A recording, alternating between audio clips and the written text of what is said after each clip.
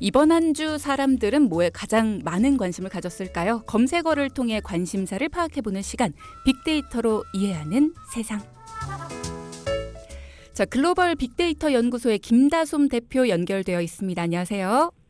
네, 안녕하세요. 김다솜입니다. 네, 오늘도 빅데이터로 세상을 한번 읽어보는 시간 가져볼 텐데요.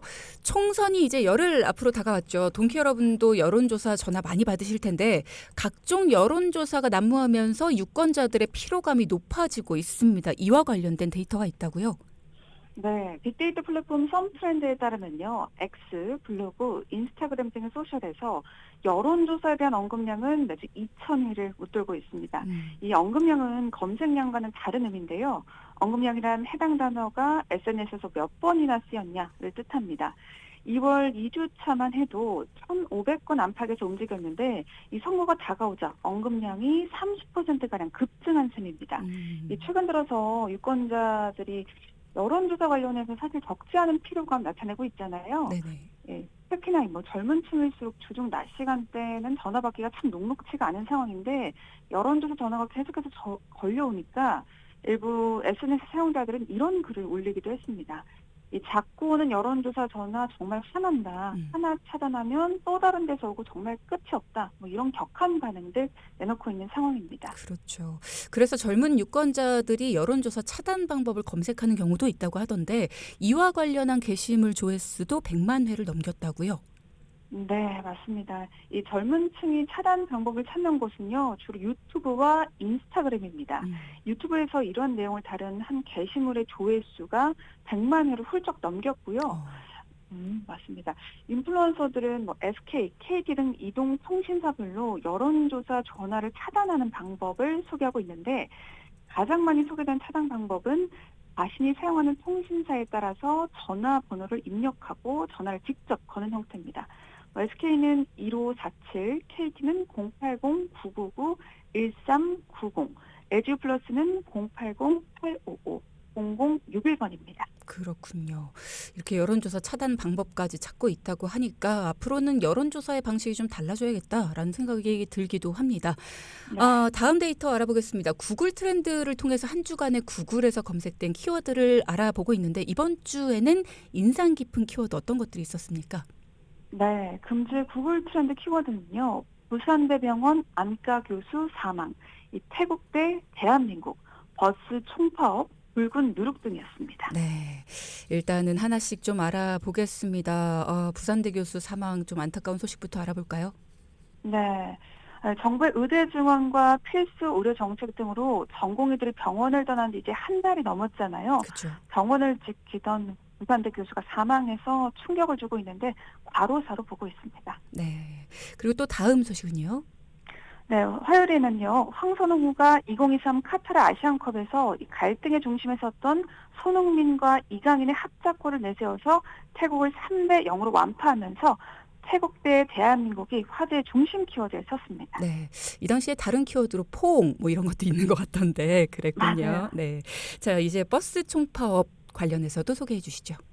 네, 이제 어제 새벽 서울 시내버스가 12년 만에 총파업에 돌입했죠. 다만 파업 소식이 사전에 알려지지 않아서 혼란이 굉장히 컸는데요. 버스 정류장에 와서야 이제 버스가 파업했다라는 사실을 안 시민들이 급하게 또 택시로 갈아타면서 출근길 택시 대란이 벌어지기도 하는 등 이 서울 시민들이 대혼란을 겪었는데요. 다행히 서울 시내버스 노사 협상 타결로 총파업은 중단됐고요.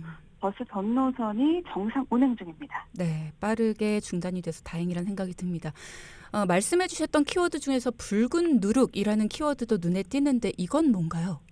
네, 지난 수요일 화제의 단어 붉은 누룩입니다. 일본의 한 의약외품 전문 업체가 판매한 붉은 누룩 건강식품과 관련해서요. 100명이 넘는 환자가 발생한 것으로 알려져서 소비자들의 이목을 끌고 있습니다. 이 홍국은요, 쌀 등 곡류에 핀 곰팡이의 일종인 붉은 누룩균을 번식시켜서 만든 건데요. 이 붉은 누룩에 함유된 로바스타틴이라는 성분이 콜레스테롤을 낮춰주는 것으로 알려졌습니다. 그런데 이제 뭐 다들 아시겠지만 엔저 현상 덕에 작년부터 일본령이 워낙 붐이었잖아요. 그래서 이들 제품이 현재 국내에 정식 수입되지는 않았지만 식품의약안전처에서는 해외 직접 구입 시 각별한 주의를 당부하고 있습니다. 이게 뭐 붉은 누룩이라고 해서 무슨 막걸리 같은 건가 이렇게 오해하시는 분도 있는데 알약같이 네, 생긴 거더라고요. 그렇죠. 예, 예, 사망자도 있던데 하여튼 주의하셔야겠습니다. 궁금하신 분들은 좀 검색해 보시는 것도 필요하겠고요. 네. 이 붉은 누룩뿐만 아니라 최근 일본에서 치사율 30%에 달하는 연쇄상구균 독성 쇼크 증후군이라는 게 빠르게 증가하고 있다고 하던데 이게 뭔가요? 네, 조금 생소한 이름이실 텐데요. 네. 연쇄상부균 독성 쇼크 증후군은 박테리아 독소가 혈액순환에 퍼져서 신속하게 감염을 악화시키는 혈액 독성 쇼크입니다. 음, 이 STSS 감염 초기에는요, 인후통이나 가벼운 호흡기 증상 정도 보이다가 이 감염이 진행되면 고열, 발진, 류마티스 이런 것들이 나타날 수 있는데요. 음, 이제 문제는 지난해 7월에서 12월 사이에 진단을 받은 50세 미만 환자 65명 가운데 21명이 숨졌다라고 알려졌습니다. 이 STSS 치료에는 페니실린이 사용이 되는데요. STSS의 발병 건수가 평년보다 빠르게 증가하고 있다라는 소식이 연일 보도되면서 음. 중요한 건 이제 페니실린 생산업체인 일본주죠. 신풍제약과 국제약품 주가가 오름세를 보이고 있는 모양새입니다. 이게 증상을 보니까 거의 독감이랑 약간 비슷한 느낌이네요. 인후통의 네네네. 호흡기. 그렇군요. 조심하셔야겠습니다.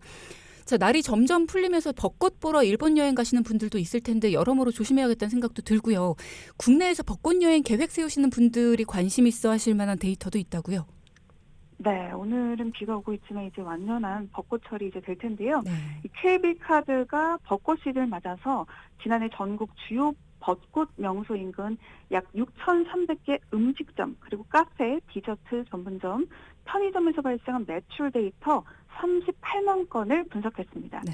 이 벚꽃은 개월 기준으로 약 일주일 후에 만개하잖아요.